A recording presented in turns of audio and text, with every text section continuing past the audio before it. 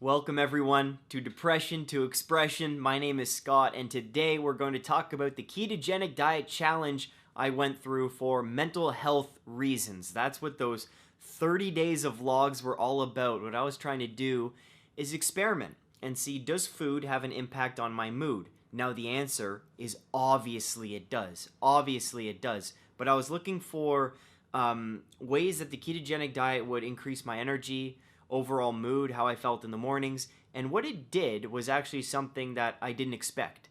I'm going to talk about 3 things that the ketogenic diet basically cured in 30 days. It's pretty remarkable. And then I'm going to talk about what foods I'm introducing now that I've already introduced and what the effect has been so far. Because if you follow me on Twitter and Instagram and stuff, you know I've been talking about, man, I just want that coffee. I just want a nice old-fashioned plain donut. How about a maple dip? How about a vanilla dip? How about an apple fritter?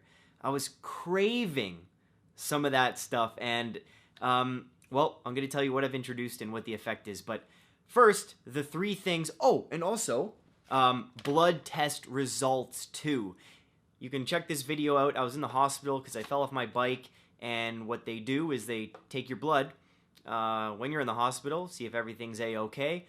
And it just so happens I wanted to do that anyways for the ketogenic diet. So I'm like, hey, nurse, may I please have those test results? Can I have a copy of that? Now, this doesn't include like B vitamins and things like that. You need separate tests like for an actual physical to get those. But there's pretty cool things in this blood test that I think you'll find very interesting.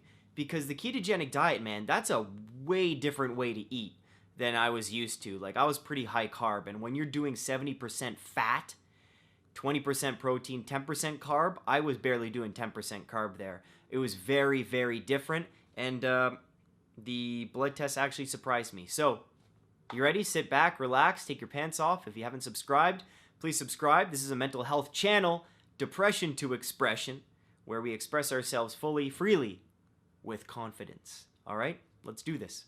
The first thing the ketogenic diet cured at around day, I think it was around day 15, after the keto flu, after I felt terrible, the big cure was my allergies. Seasonal allergies. Now, I can't remember a time where I didn't have seasonal allergies, where my eyes weren't itchy, where my nose wasn't running or plugged, where my ears and the roof of my mouth weren't itchy. It hasn't happened.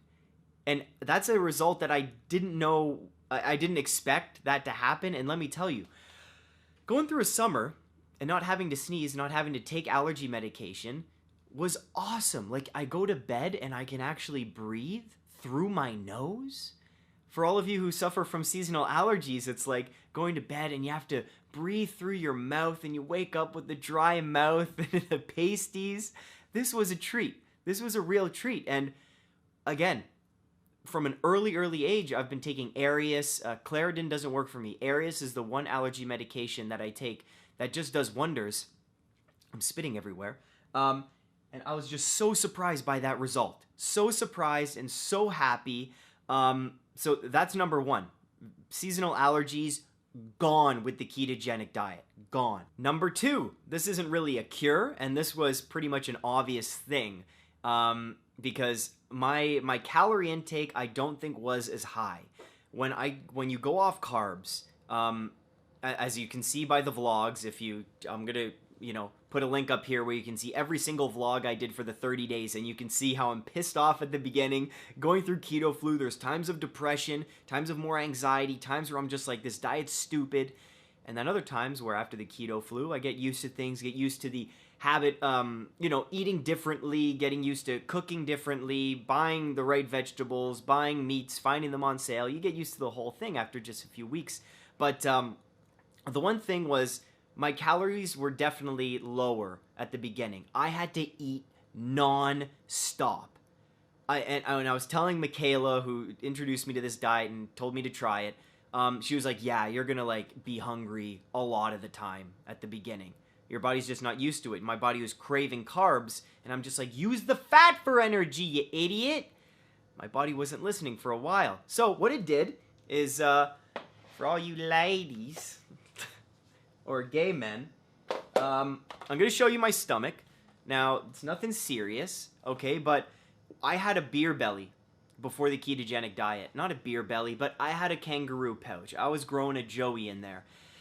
And from the reduced calories, but also you talk to anyone, you reduce carbs, your stomach gets flat, man. It gets flat. So that was what I saw even around week 1. Flatter stomach and no bloating after eating. Huge improvement. Huge improvement. So I just want to show you. Like, that's pretty cool, right? And I'll do a little flex. Like, guys, I haven't done a sit-up in a month. Because that accident bruised my ribs, right? I don't know if you can see that. That's my hip, but that was all bruised. My ribs are still bruised here, so I haven't been able to work out. But look at that, man. That's crazy. Now, if I push out, that's the push out. That's the push out. But you're never actually going, like when you're walking around, right? So that's pretty cool. What do you think? If I do a little twist, you know, it's all lighting at the end of the day. And I'll have to make this a thumbnail so I get a click or two. But, guys, like in all seriousness, not to flaunt or be